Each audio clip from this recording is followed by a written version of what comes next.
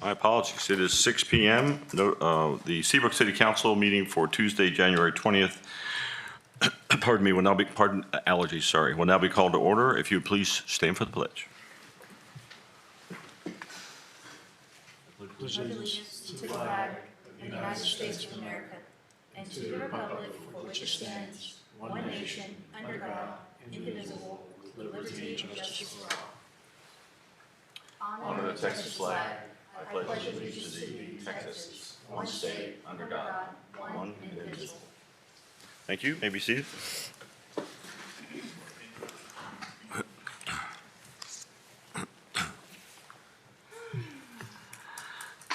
Okay, item 1, public comments and announcements. At this time, we'd like to listen to any member of the audience on any subject matter. Whether or not that item's on the agenda, all comments are limited to a maximum of 4 minutes for each speaker, shall be limited to city business or city-related business or matters of general public interest and shall not include any personal attacks or abusive language. All public remarks shall be addressed to the chair. Comments shall not be directed toward individual council members, city staff, or other members of the public. In accordance with the Texas Open Meetings Act and the Texas Open Meetings Act, members may not discuss or take action on any item that has not been posted on the agenda. When your name is called, please come to the podium, state your name and address clearly into the microphone before making your comments. Thank you. I have 2 speakers tonight. The first one is Gary Johnson.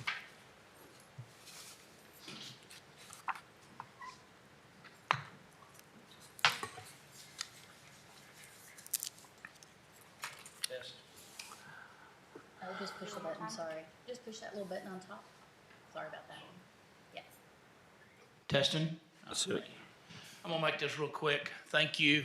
My name's Gary Johnson, 814 Don Ridge Way, Seabrook, Texas, 77086. I'd like to personally invite all of City Council to our groundbreaking ceremony on January 31st on behalf of HS Development Group and Seabrook Properties LLC. I have the invitations here, so I'd like to personally hand those out to you, and we look forward to seeing you. Thank you. Thank you.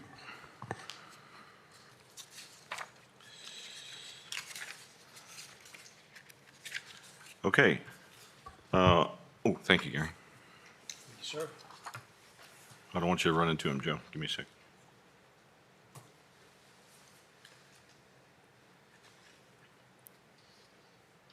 We can hand those out across the way, Gary. You want us to just pass it on? You want us We- to pass it down? Yeah. Thank you.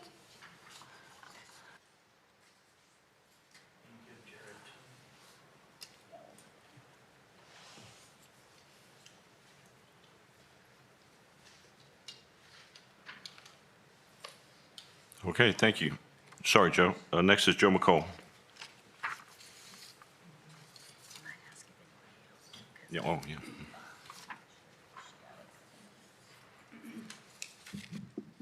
Joe McCall, Seabrook, Texas. Okay, the way I want to frame this tonight is the city managers are going to be evaluated, and you guys are going to be doing the evaluation. But I always wondered why cities work the way they do and governments work the way they do. And it's because people are afraid to speak up. But here's, as someone who was on the inside for 8 years and was told for 8 years, hey, don't bring that up. Don't bring that up. Well, when do I bring it up? Well, you bring it up in executive session, you get crushed by 7 people, or they try. Or you bring it up in public, they get pissed off. You bring it up here at the dais, they get pissed off. But then nothing ever gets done. So now that I'm just Joe Citizen, I come up here and I talk and things get done. So first off, you have the fire station. That was a debacle. And if you don't agree, then that's just crazy, because that fire station looked like you know what.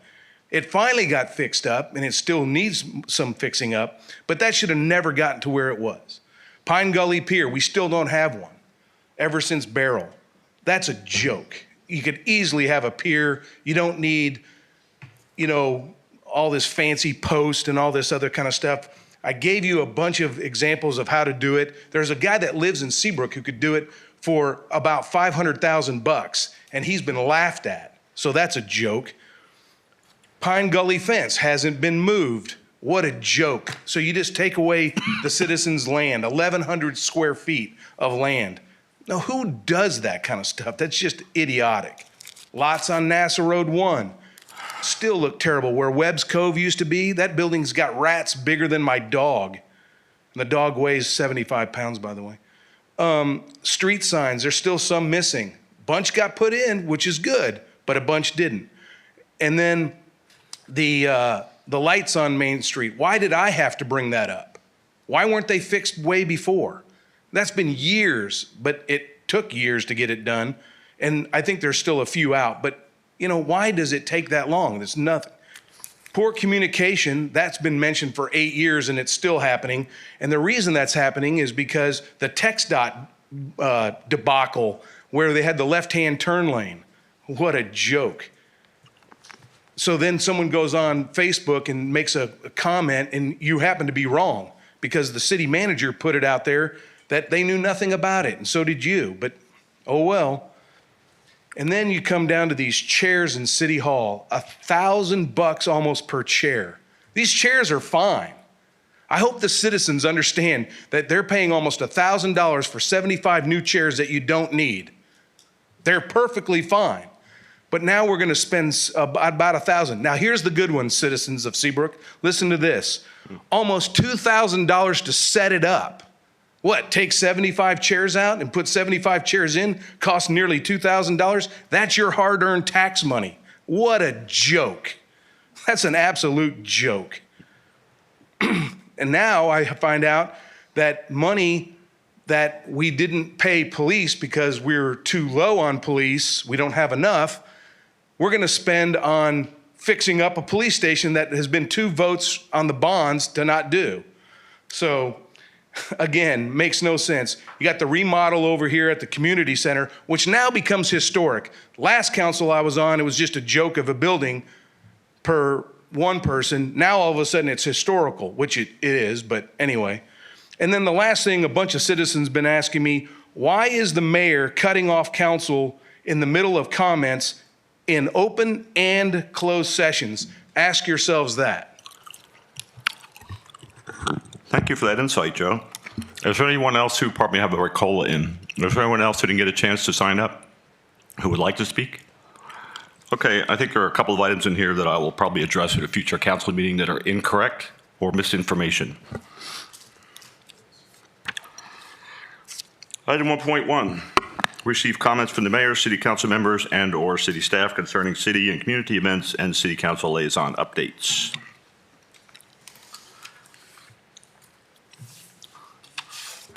I do have an announcement real quick, if I could start real quick. The city put out a post earlier today, some of you may have seen it, directing citizens to a new election FAQ page, which was developed to help dispel misinformation surrounding elections in our city and provide information on processes, equipment, and new plans for the upcoming election. I encourage everyone to check that out, as this page will be updated with new information as needed. Additionally, I encourage anyone who has any questions regarding our elections to please contact the city secretary's office. Okay, announcements. I'm sorry, thank you. I got 2 announcements here for today. We have applications for a place on the May 2nd, 2026 general election ballot will close on Friday, February 13th. That's again, Friday, February 13th, 2026. For more information on general elections, you can go to seabrooktexas.gov/elections. The second event that I have is the Trash Bash. The River Lakes, Bays, and Bayous Trash Bash will celebrate the 32nd annual cleanup of our Galveston Bay watershed on Saturday, March 28th, 2026. That'll be Saturday, March 28th, 2026. Registration is available at 8:30 to 9 a.m., and cleanup is from 9 to 11 a.m. So the location for this event will be at James F. Bay Elementary for parking, registration, and check-in. For more information on that, you can go to seabrooktexas.gov/trash bash. And those are all the announcements that I have. Thank you. At this time, and this is certainly not mandatory, just if any city council members have attended any outside meetings, this is your opportunity to give your liaison updates if you have any. Okay, so I am the liaison for economic development. We had our last meeting and we do have some more applicants coming in. We went over our fiscal year end, kind of looked at what we were doing. We also did a comparison of where our EDC is in comparison to other cities, and it was an interesting discovery on what their incentives look like, how we are comparing as far as our budget and our outstanding incentives. So that was a good one. The other thing that we did is I went to the Baytran Drainage Committee meeting where we met with Randy Weber's representative, and he told us about an appropriations opportunity that we can have coming up for the city. So that's something that Mayor was also there with me on, and we're working on that. So hopefully we can get some projects, and Gail also is working with us on that.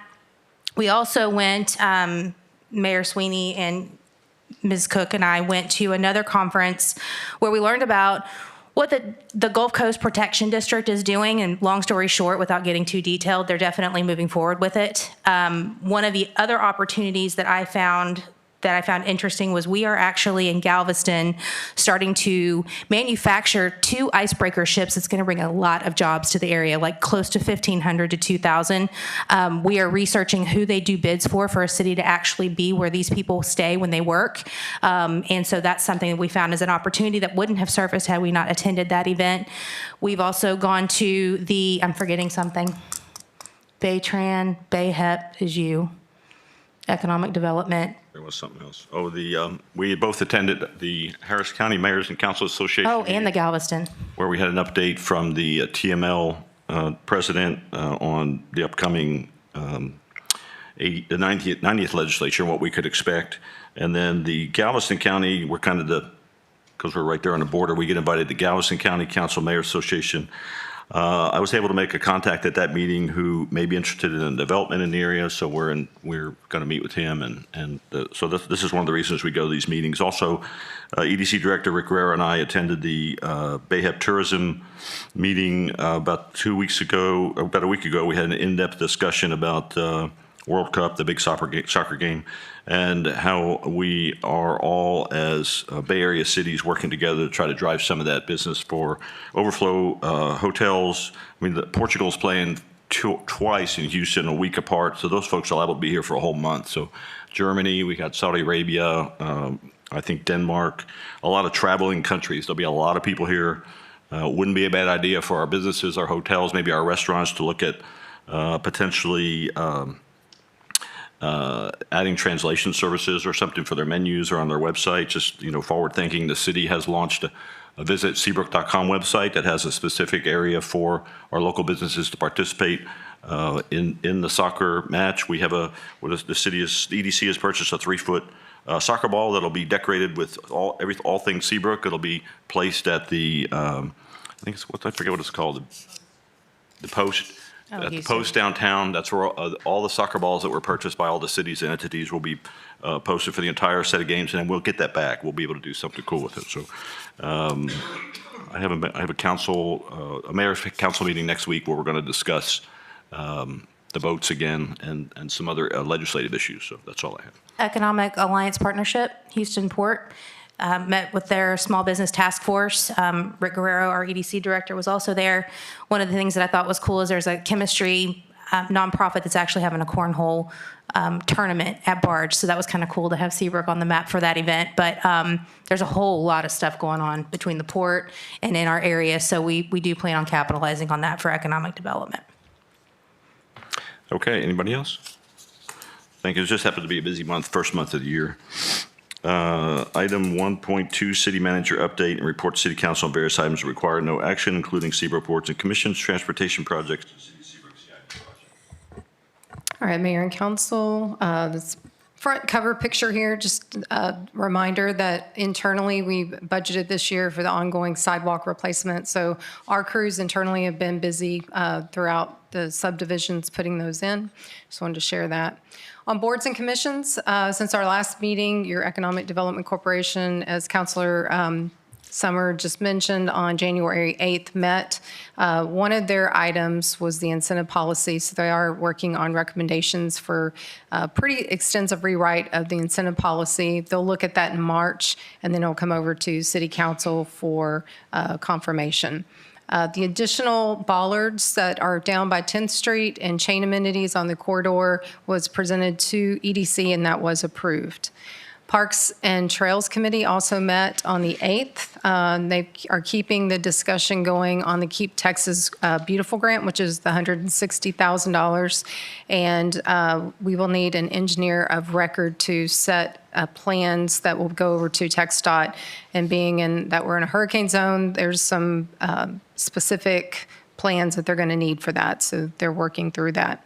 Upcoming meetings in March, your Parks and Trails will meet on March 5th, EDC on the 12th, and P&Z on the 19th.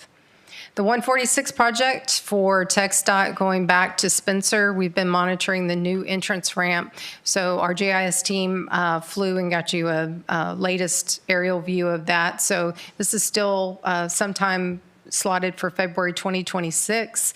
And then you can see in this aerial, the two beams are set for the third lane going southbound and the northbound as well. So they're making some progress in Seabrook on this project.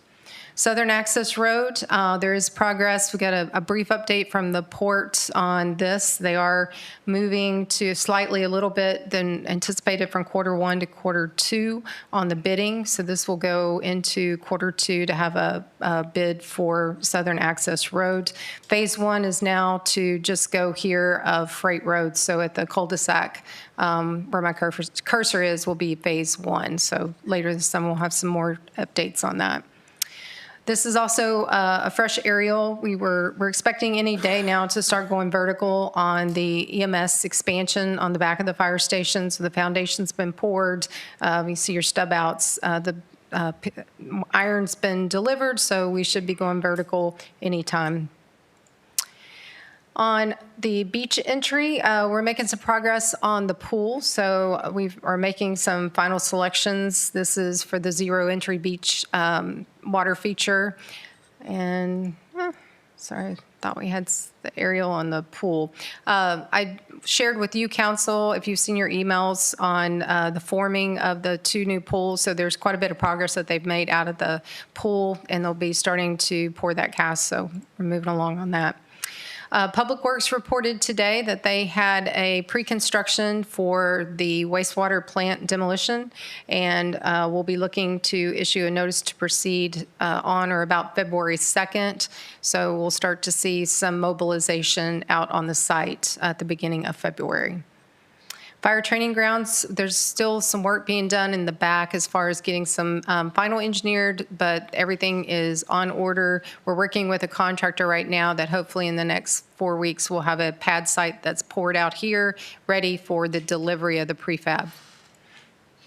Any questions? Do you have any updates on the quiet zone? I actually got an email today from the port, and just to give me a status update that they're working on it, but they don't have an answer for me yet.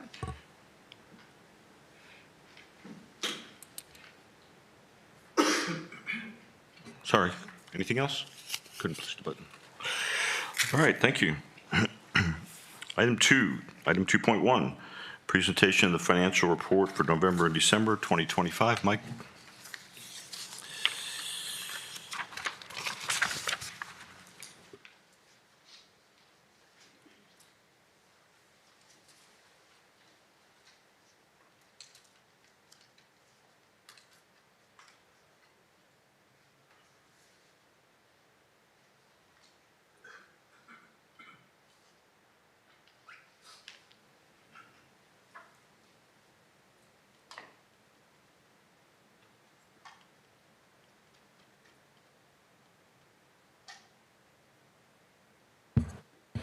Good evening, Mayor, Council.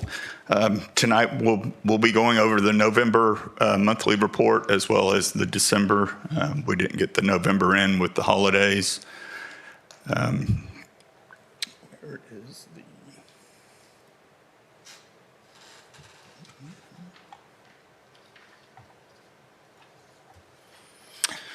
the... Through November, we had collected $2.1 million in revenues. We're experiencing a $166,000 shortfall from our budgeted revenues. Expenditures came in at $3.7 million. Those also had an underrun of $166,000. We're projecting roughly a $15,000 increase to fund balance. Our revenues were slow on our sales tax through November, as well as mixed beverage and property tax, among others.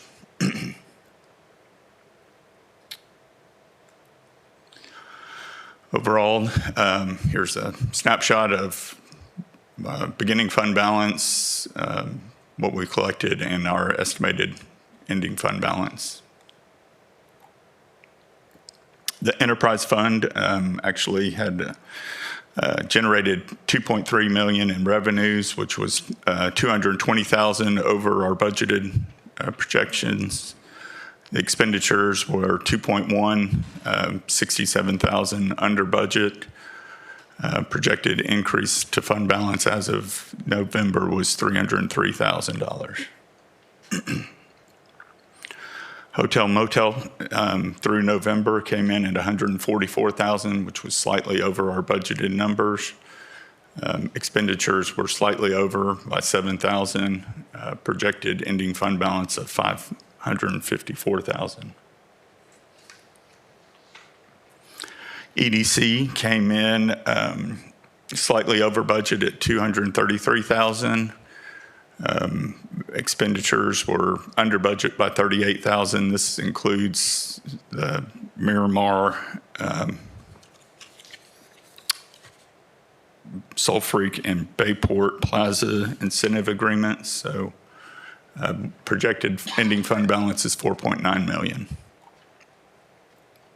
And lastly, our crime district revenues came in at $191,000, just slightly under budget by $2,000. Expenditures were kept in check at $169,000, coming in $15,000 under budget. Our projected ending fund balance is $1.1 million. That concludes my November report, if anyone has any questions.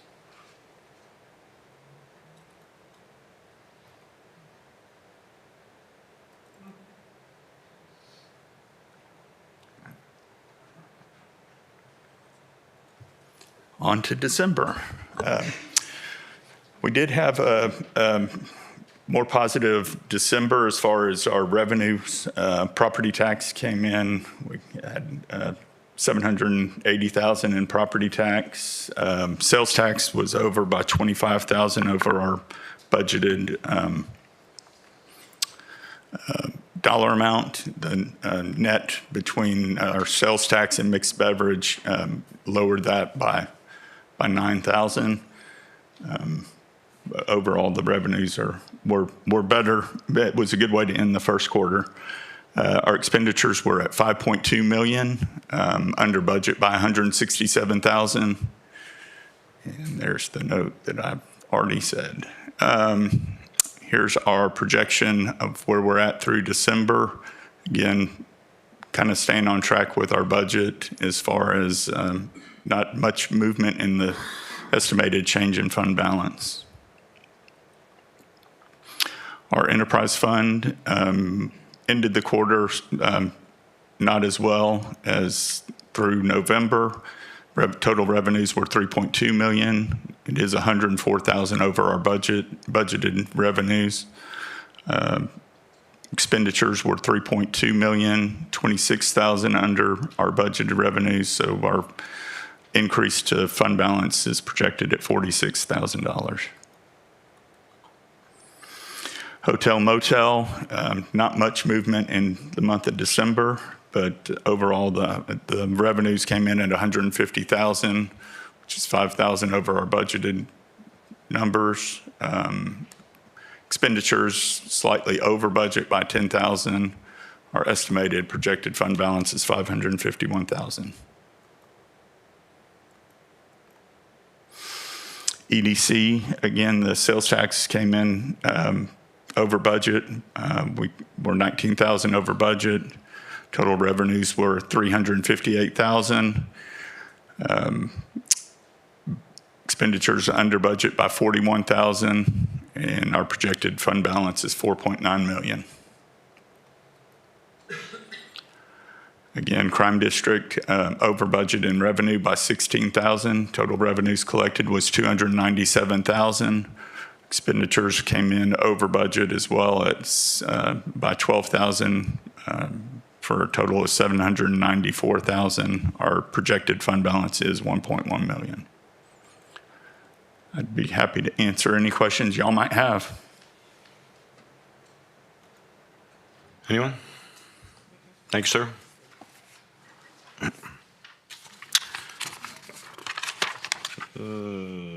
Okay. Item 3, consent agenda. I'll read all these. Item 3.1, approve the minutes of the January 6, 2026 joint meeting with Planning and Zoning Commission and the January 6, 2026 regular city council meeting. Item 3.2, approval of the Seabrook Police Department analysis of incident-based data related to motor vehicle shops, which we all received in our agenda package. Item 3.3, consider and take all appropriate action on the second reading of ordinance 2026-02, an ordinance authorizing the sale of Bay Vista Property Owners Association, all the right-of-way generally located within the Bay Vista subdivision known as Bay Vista Drive, originally platted as Palm Drive and Flamingo Lane, providing for the determination and payment of fair market value, authorizing conveyance by limited warranty deed, providing conditions precedent, and containing other related provisions. Move to approve the consent agenda. Councilmember Hammond moves to approve. Councilmember Tolet seconds. All in favor? I actually wanted to ask Rachel a question. You'll have to pull an item if you have a specific item you want to pull. I wanted consent to, agenda? on approving the minutes. Which one? Approving the minutes, 3.1. Approve the pulling of the Oh, item, okay. And then I'll ask for the vote on the. And this is item 3.1? 3.1 approval. Okay. So we have a motion to pull item 3.1 from the consent agenda, Well, just a request. a request. So I need approval from council to do that? No. We've only done this No, once before. who made, thought he made, Now I need approval on the rest of it. We need a vote on the remaining items. Okay. So we're pulling 3.1, which, and then the consent agenda becomes 3.2 and 3.3. I have a motion and a second. All in favor of those two items? Thank you. All right, now we discuss 3.1. You had a question?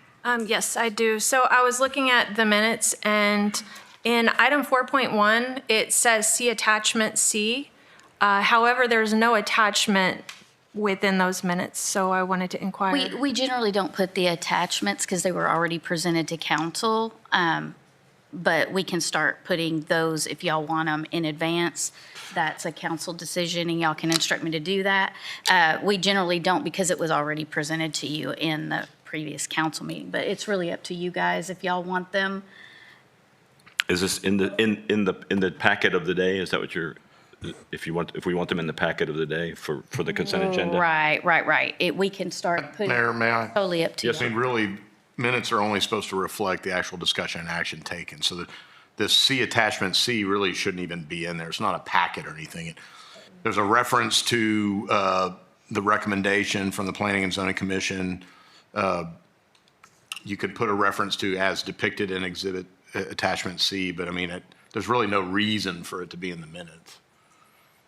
Just my 2 cents. Since we're purging agenda items, I think that it's. I'm like, sorry, I didn't hear you. I'm sorry. Since we voted to purge agenda items and keep them for less time, I think it's We don't have to, is what he's saying. But right. But it's up to y'all. I mean, you can do it. It's just typically a minutes would just be the written reflection of discussion and action. It wouldn't have attachments. I mean, because then the minutes would be basically like a council packet at the end of the day. If we add everything that's discussed to it. Just food for thought. Y'all do what you want. So why do we want to do this? I mean, what's? Well, there's a reference to C attachment C, and I can appreciate why, if I was a person We've reading, already done it. I might just change that to say as referenced in attachment C. That way, if somebody has a question about it, they could contact the city and get that attachment. But otherwise, I mean, every one of these has exhibits or attachments associated. I just think the main purpose of minutes are for reference, right? It's a reference point. So Just yes, correct. in order to be able for anybody going to refer to these minutes to connect the dots, it's important for that to be concise or more clear. it's up to council if y'all. It It's is, up to council absolutely. if you guys want to have that. I'm in concerned about the data packets or store, not. personally. Well, we can It's- certainly bring it up for discussion as an agenda item in the future. Yeah, I mean, for me, it's just in the spirit of transparency and having everything together.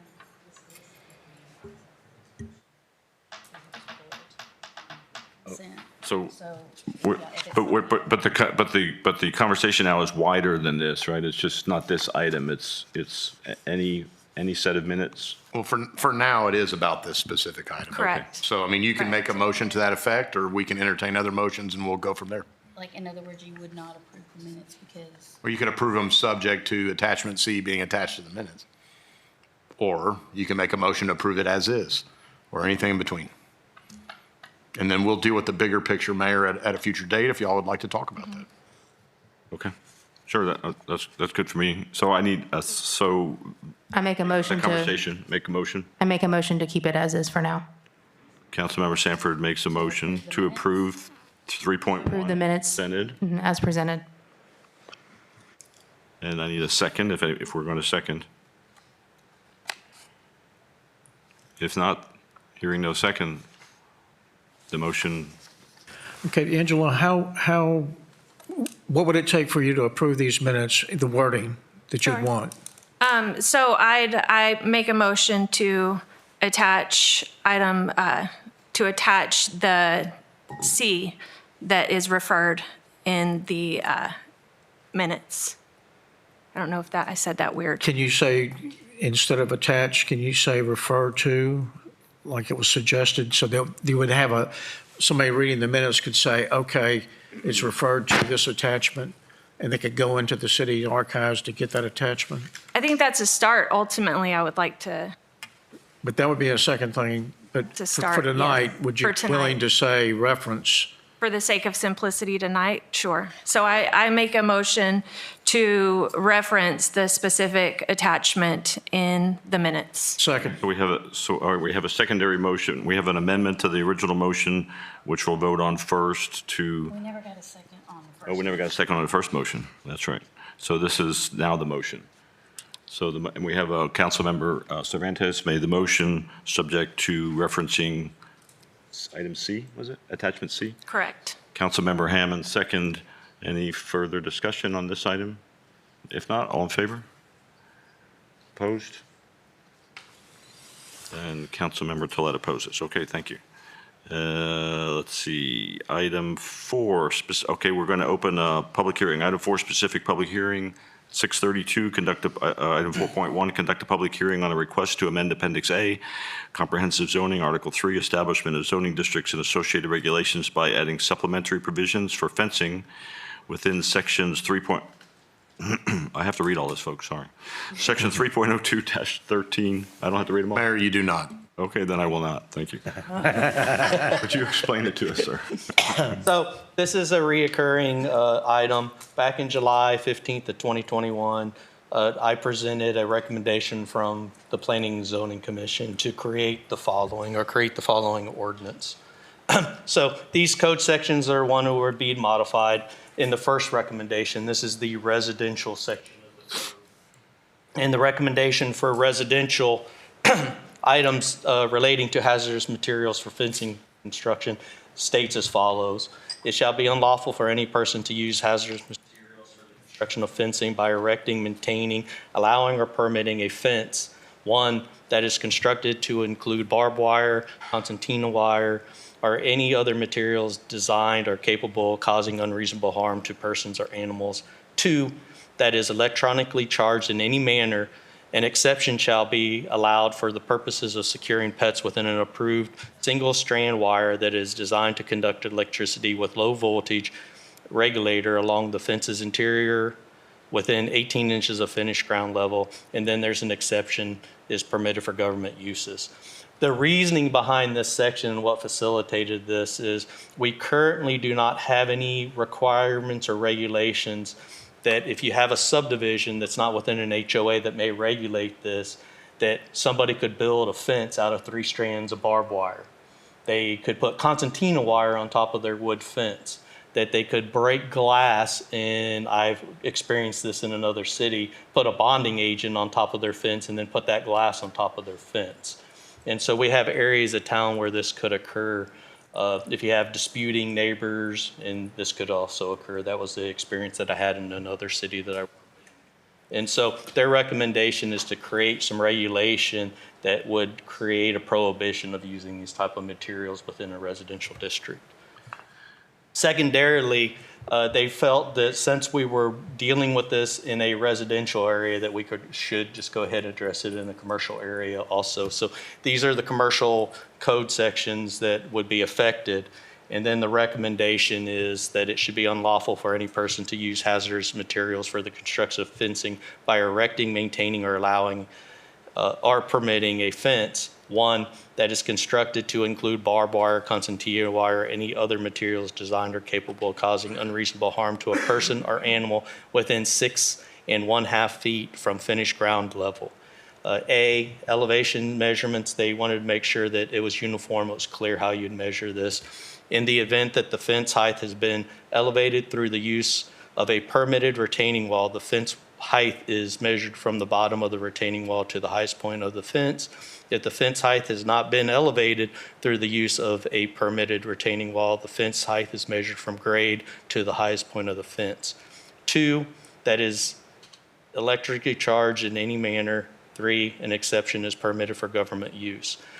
Again, the rationale of this is typically in a commercial district, you could have these type of materials because you need them for security purposes.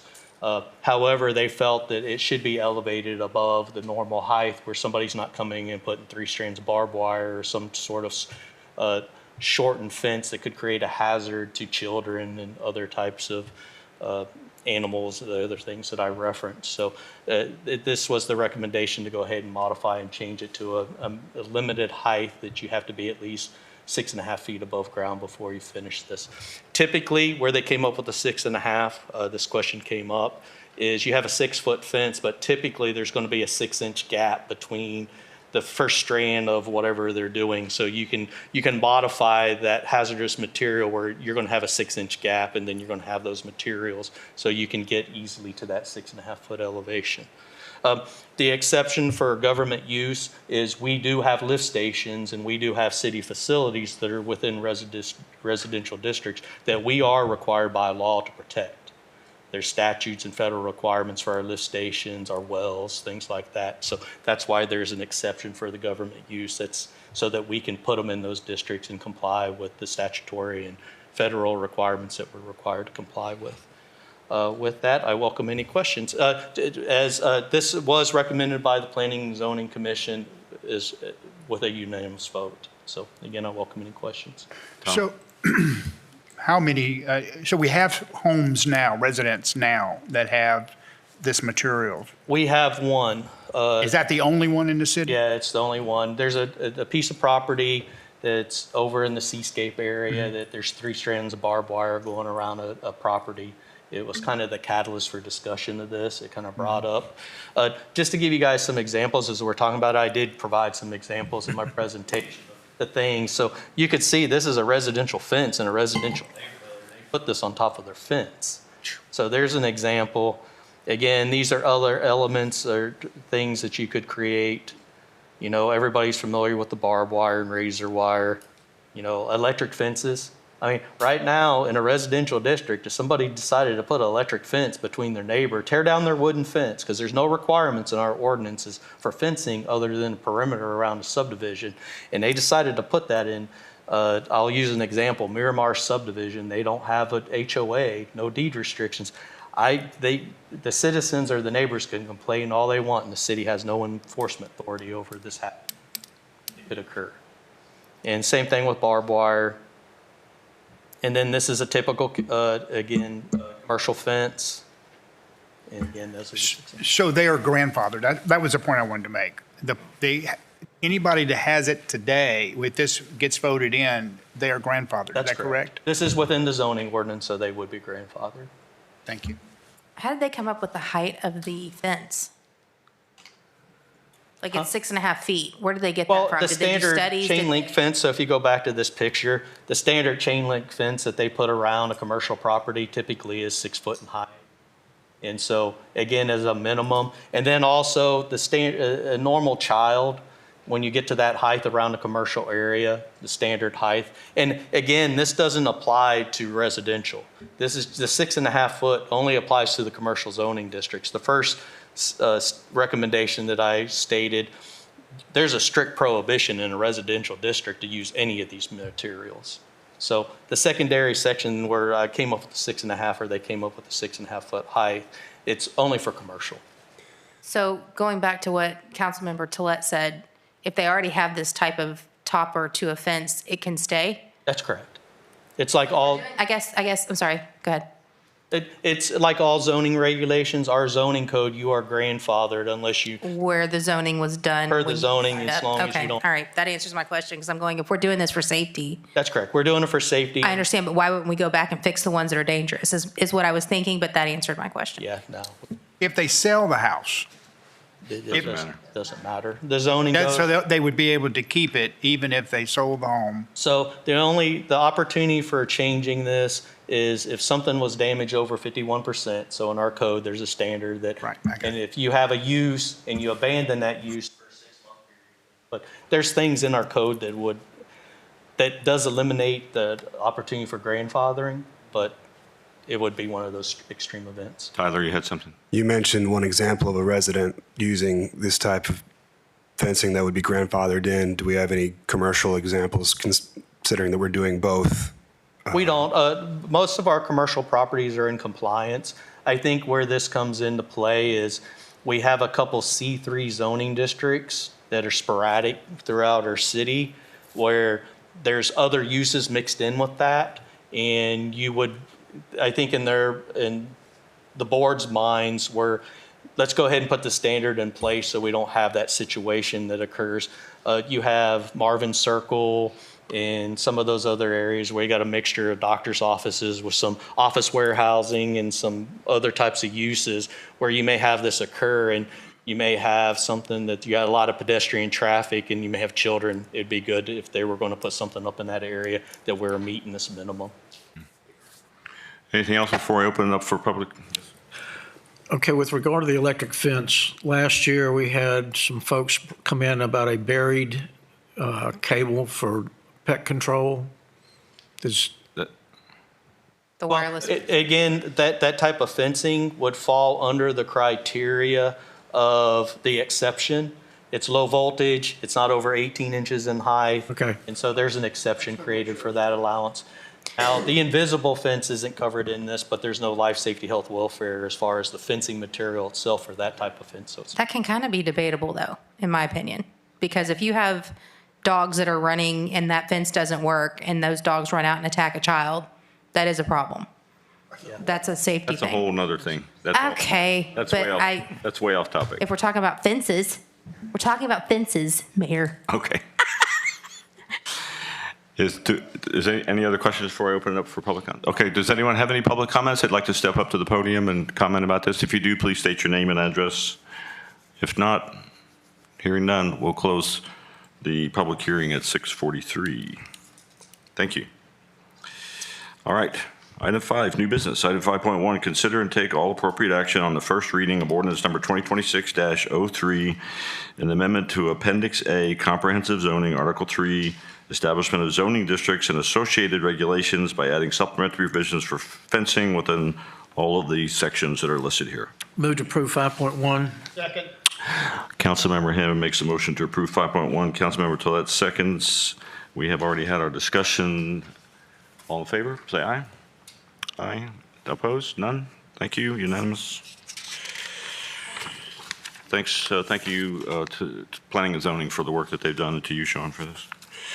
Item 5.2, consider and take all appropriate action on amendment number 1 to the Capital Improvement Program fiscal year 2026. Yeah. All right, Mayor and Council, I'm bringing this item forward. As you know, when you approved your budget, attached to your budget was what we call our Capital Improvement Program, or CIP. That sets out the projects for staff to execute during that fiscal year. It also has a number of projects that we put out into future years.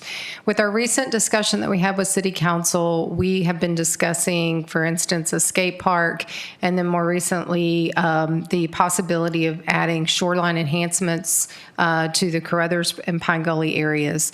So I'm bringing forward an opportunity for the City Council to look at some of these ads that would go onto your capital improvement program so that myself and my staff will know that we have actual projects for consideration. We are working on the CIP survey. We are working with some firms that will be able to do that. However, I wanted to take this extra step to make sure that those projects are actually approved by City Council to add to the CIP list. So we'll start at the top. You do have a number of hard copy sheets before you, but I'll kind of work through your agenda briefing here. Starting with number 1, P12, which is the indicator, is your wildlife park trailhead. Staff has on the current CIP that we would do a much more elaborate project, concrete parking and some other improvements that is currently listed for $157,000. The amendment that you have in front of you is for approximately $12,000, and it says donation next to it. So this is to back off of doing any kind of concrete improvements at that trailhead and just focus on the approximate $10,000 donation that we had from Helen Burton to do some type of seating area at the trailhead. So that would be taking, and that was originally slotted for port funds. So if you recall, we had a lot of discussions on backing off from the use of the port funds, where those would be on some of the main projects for Bayside and some of the other ones. So P12 is an amendment to take 157 off and just focus on the donation portion of that project for about $12,000. The second one is adding a skate park project. This one on your sheet is labeled reconstruction. We've talked about that the current facility that we have right now is end of life, so this would not necessarily be any kind of renovation. It would be a scrape and start over. I've separated the two projects. We've talked intermittently about doing a skate park combination pump track, but this would allow, depending on the community and funds available, if we wanted to tackle one or the other or combine them. So P25 would be adding, first of all, the pump track and approximate cost. Again, this is all estimates of $517,500. And then on your skate park, that we have been looking at a couple of vendors. I've got currently 1.5 on that project. So approximately $2 million. Again, these are estimates, but more tonight of making sure that the two projects are what you want on your capital improvement project. Number 4, on Carruthers shoreline enhancement, there's been some discussion on this one. So this is one of the exhibits that has been shared with your Parks and Trails Committee, and with one of those members having that discussion.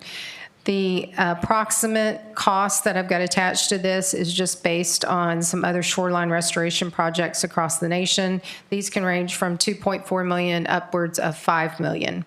So this is a new ad, and this is one that if we do a CIP discussion, I wanted to get some input from council. One, if you want it on your CIP, and make sure that we continue and add this as a potential project on a CIP survey. Number 5, Pine Gully Pier, there's no additions on that one. I just want to make sure that that's on your radar, that we still have that on your CIP. Number 6, wastewater treatment plant demo. This is an update to the cost. So we originally, on your approved plan, have $440,000. As you recall, the bid was opened. It brought before City Council. The ultimate approved bid was $1.1 million. So we are using some infrastructure money that we got refunded back from the state. So we're good as far as the funding, but that would be just making sure that the CIP reflects the actual cost of the bid. And we will enter that with finance and make sure that we're keeping up with those infrastructure funds. Number 7, water line bore at Mud Bayou. So that water line is exposed near Classic Cafe there. This is a project that we currently have in for federal grant funding, what's called HMGP. We do not have a decision from the feds if that money, the 80% will be approved. So we are asking to make sure that we true up some of that infrastructure money, that if the HMGP grant's not approved, this is a high priority and we would want to take that out of the infrastructure SB7 money. Number 8 is Hester parking. This is a item that your Parks and Trails Committee just heard, and they've actually submitted a recommendation and voted on it that they would like to see Hester parking removed from the CIP. City Council, during our last CIP conversation, we also discussed that that's not probably the highest and best. We'll focus on Robinson Park. So this is marked tonight if you're in agreement to take that off your CIP listing. Pine Gully Lift Station, we originally on this agenda item had put that on there. With all the changes right now, I'm not proposing any changes to number 9 at this time until we can get a couple more projects done. That project was slotted for a couple of years out. We were going tonight to say to move that up, but number 7, until we find out if we've got the grant or not, we need to leave ourselves enough room. So number 9 would be a strike. Number 10 is also a strike. Staff has elected at this point to not move forward with that project. And then 11 and 12 are the renovations, and that would be updating the cost to what council approved the other night.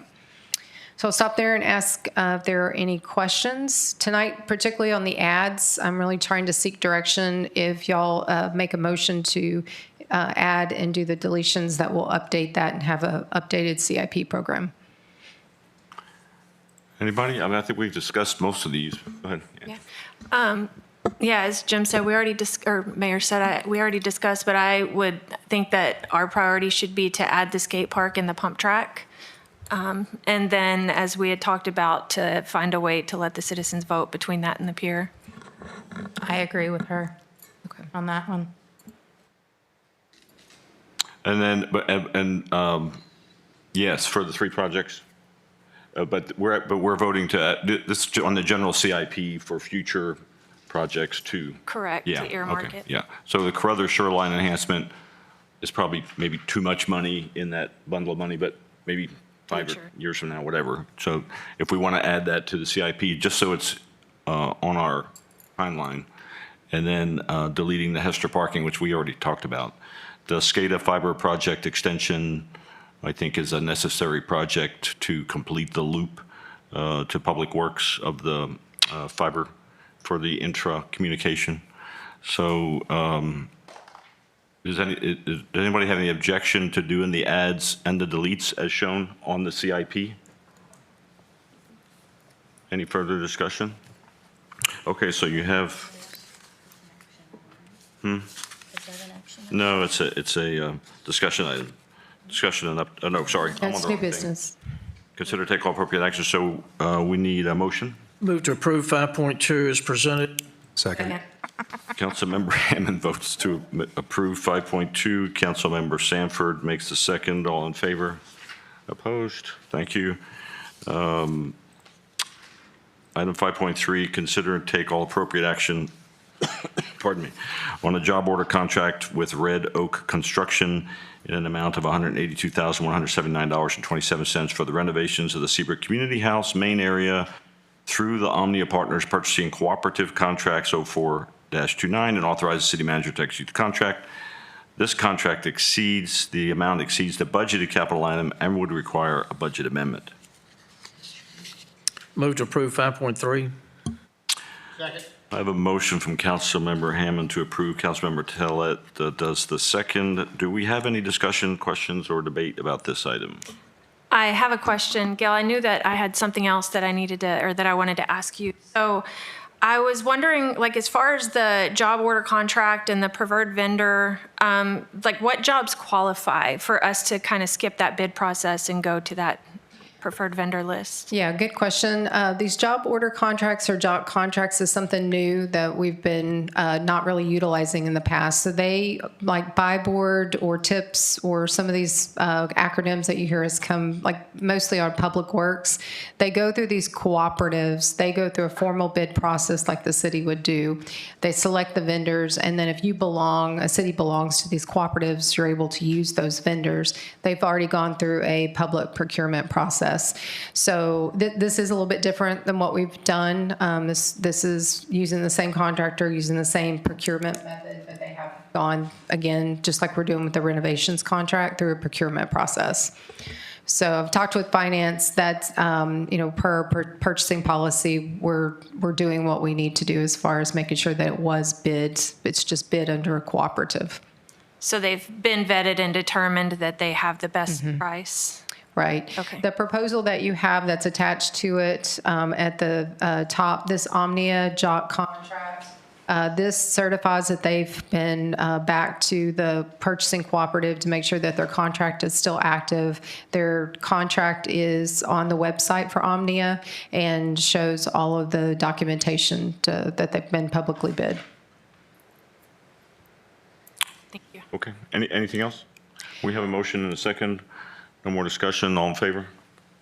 Opposed? Unanimous? Thank you. All right, let's see. Job order number 6, old business. 6.1, consider and take all appropriate action on the second reading of ordinance 2026-01, a request for approval of amendments to ordinance number 2024-11, the quiet warehouse planned unit development. Move to approve 6.1. I have a motion from Councilmember Hammond to approve 6.1. Second. A second from Councilmember Cabana. Do we have any discussion? Further discussion? No, hearing none. All in favor? Opposed? We have one opposed, Councilmember Cervantes, and everyone else voted in favor, and 6.1 passes by majority vote. Thank you. Item 7, discussion items. Item 7.1, discussion and update on the Seabrook Fleet Week activities and events for 2026. Okay, Mayor and Council, I put this item on there just to keep you updated. We did get word that Fleet Week is going to be that week of, I believe April 15th. April 15th, 22nd. 22nd. So we've been in contact now with the military. They've assigned a captain. He's contacted us. He's going to have a meeting on the 22nd of January. So this is a little premature, but I wanted you to all know that we are working on that with staff. At this time, the consultant reached out to us today. She's also indicating they've got this meeting coming up. And we've also indicated that we'd love to have a Friday in lieu of a Tuesday on Main Street so that we could have a little bit longer of a program out there. Again, the drone program was approved by City Council and is out of hot funds, so that's already been purchased. We have 12 months to use the drone show for the expenditure that we've already had. So we will be planning something around that drone show. We're just waiting on the specific date. And as soon as we have that day, I'll communicate that out to City Council. And we are taking sponsorships for that event, correct? Yes. So staff has updated the website with the week indicating that we don't know the specific date. And I believe all the sponsorship applications are live again. Okay. So that is back up and running. Okay, because I did have some people, I just want to make sure that. Right. And I will keep, I think we've got a listing of everyone we're working with. So as soon as we find the date available to us, we'll kind of shoot that out. And I think everybody's just kind of waiting to find out which day of the week. Anything else? Very exciting. Good stuff. It's going to be a busy spring. Okay, item 7.2, discussion regarding the implementation of a code of conduct for elected officials. I have just a brief intro on this item, and this is just a discussion item. So what we have is a draft of a code of conduct for council. It's simply a discussion item. It's meant to be guidance-based and aspirational. For those who may not be familiar with that term, aspirational means it sets the standards that we aim for without creating penalties or enforcement. It is not punitive, it is not disciplinary, and not about limiting anyone's rights or voice as an elected official. The goal is simply to set shared expectations for professionalism, decorum, and how we work together as council under our council manager form of government. I also think it would be especially helpful for future council members, since many of us know it could take months of training and workshops to fully understand how we function as a group. And I think this would make a great little handbook for future council members. Obviously, this draft applies equally to everyone. It doesn't replace state law or charter or existing council procedures. Those are already in place and govern legal and procedural matters. This is really just about discussion and feedback. So in my mind, we have probably three options going through this discussion. We could either table it, we can ask staff to prepare a resolution based on the language provided, or we can ask for revisions to bring back for future discussion or possible approval at a future meeting. And with that, we'll open it up for discussion. Go ahead. So I think it's, I think it's good. We should have a code of conduct. My concern is that it was not written by the people that we answer to. So I would, that it was not written by the people that we answer to. Ultimately, the people are our bosses. So I would like to see this maybe a committee formed, much like we have the city charter committee, and have the people that vote for us and that we answer to kind of review it and give their input on it, and then we vote on it. Anybody else? Being that we're self-governed, I don't think that that's necessary. I think it's a waste of time, personally, to have a committee with that. Time, but as you said, we are. For a committee, So, yes, I mean, you're correct. okay, but we self-govern, correct? Yes, that's correct. So, and every other city has similar protocol with a code of conduct, right? Many cities do, yes. Okay. I pulled most of this from other cities, from Right. state, from TOMA, from our own city charter, from our own current existing council rules and procedures, from Robert's Rules of Orders. That's where all this comes from. And this would be a living document, which means that if a citizen has an issue with a specific part of it, that they could come forward and voice their concerns, and we can change that part of it, as opposed to having to form a committee, having to go through the whole thing. I just know that what we went through with the Carruthers Committee, and it just went on for almost ever. So let's start somewhere and see where we go from there. And I think if the staff can put together something to present to us, and then we can come back and take a look at it. And at the same time, then we could, solicit from our constituents their input and their assessment. So I think that's a good idea. But I think that the suggestions should come from council, since we are self-governing and this is our own document. I think that this document just holds us to a higher standard, and it allows, again, maybe new people or people not so new to just have a basic understanding of what we do, why we do it, and some of the policies that we should be utilizing, such as, the media thing. If a member of the media contacts you, it's just normal that you would, as a city representative, contact the city communications department for advice. But certainly, if it's not a personal opinion, that's a totally different thing. So, we're not meant to take any action tonight, but that's where I'm at. No, I agree, because there's times when people can mistakenly think that they're offering their personal opinion, when in fact it's interpreted that they're speaking on behalf of the city. And I think that with new people coming on board, and we could extend this too to our boards and commissions to give them guidance when they're coming on board. Because I've seen a lot of really new people come on with a great deal of expectations and ideas what they are, and they're really off base, and save them from self-embarrassment. Tom, did you have something? I've read it several times, and I don't have any problem with it. This is way overdue, and I hope that we can move forward as soon as possible. Tyler, do you have anything? You haven't said anything yet. No, I look over it. I didn't see anything that I would contest, but I'm open to the idea of, since it's a living document, and knowing that's nice that it's revised and we can improve on it or adjust it to time going on. So if I could suggest, if anyone has any ideas to improve upon it or to take things out or whatever, to send those to, is it you, Gail? Rachel, to the city secretary's office, because she would have to write the resolution, and then just come back to council at a future meeting to review it again and decide if we want to make more changes, and then at some point, If it's adoptable, we adopt it. If it's not, we don't. So you're suggesting that we go ahead and send it to Rachel and have her go ahead and do the first draft? Is that what we're saying? Yeah, I mean, this is just I a agree. draft document that I put together, and it's meant to be changed and adjusted. I want everybody to feel comfortable with this. We just need to, I think, as a group, we make a pretty good council, and we have pretty good back and forth, and this just kind of just gives us something to aspire to. I just don't want this to get pushed off too far. So No, I think not. I mean, is it going to be on the next agenda then? Okay. yeah, if you could, in the next week, if you had any suggestions, or if you wanted to contact people and have suggestions, send it to Rachel, and we'll send it back out to council, and let's review it again. That was really the whole purpose of the discussion. I appreciate the effort. I still feel like we're missing an opportunity to include the constituents and rebuild those bridges that have been broken with the community. So I still would love to see it be more discussed with the people that we answer to. We're self-governing, but we answer to the people. What bridges have been burned? We have a very poor relationship with the constituents at large. You go on social media. With how That many is not- constituents? Well, we discussed it during our planning committee when we first got together with council and acknowledged it. I mean, I'm not saying that something that we all did not acknowledge. We But can, when you make a blanket statement that we have a bad relationship with our citizens, that's 14,000 people. You've talked to 14,000 people.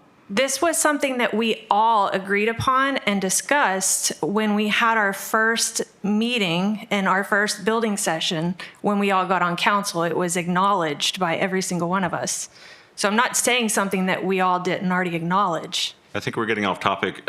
Certainly, you're welcome to get feedback from anyone. Any of us are welcome to get feedback from anyone and utilize that feedback, sending it to Rachel, and I think that's how we move this discussion along. Everybody agree? No. Okay, thank you. Okay, then we go into executive session now? Yeah. All right, we're going to item 8, executive session. Item 8.1, conduct a closed session pursuant to Texas Government Code Section 551-074, personnel matters. Discuss city manager evaluation and severance agreement. It is 7:06, and because the regular room is being utilized in the remodeling, we'll meet upstairs in the conference room. Yeah, so there's no blinds in there. So.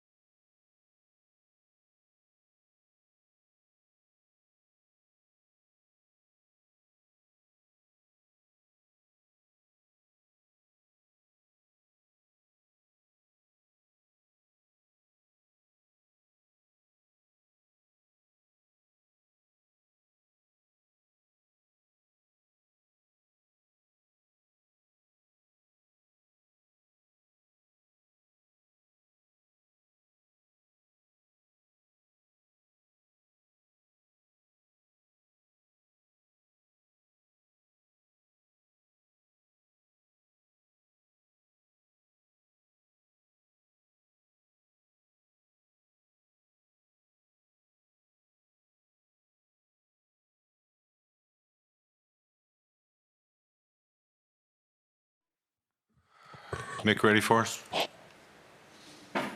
Yes. Yes, thank you. Okay, we closed the executive session at 8:37. No business was conducted.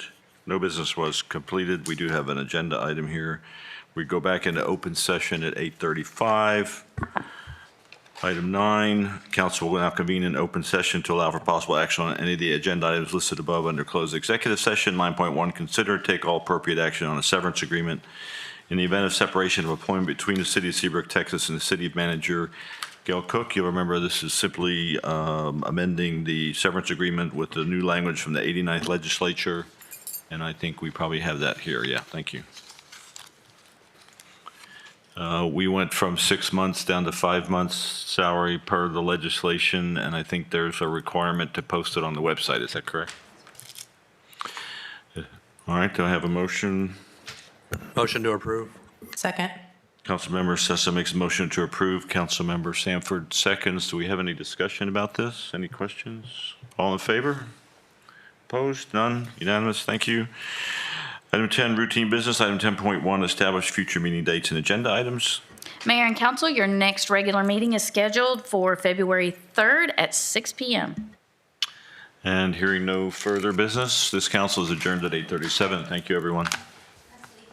Thank you, Chief, for staying for our audience. Thank you.